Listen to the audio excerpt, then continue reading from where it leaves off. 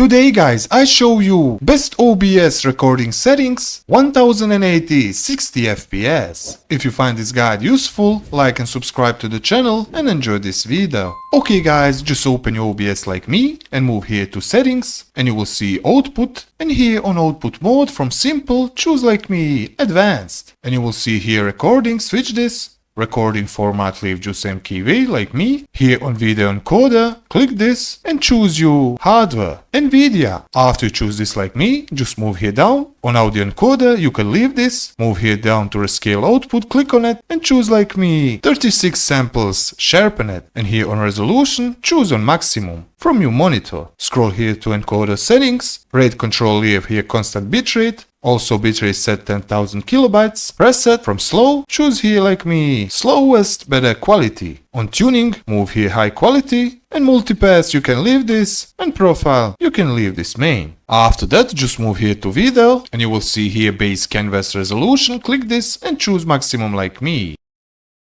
And do the same here. And on FPS from 30, choose maximum like me 60. And go here apply and OK. And these are the best settings for OBS, for your PC, for best quality and recording. If you find this guide useful, like and subscribe to the channel, and I see you in the next video.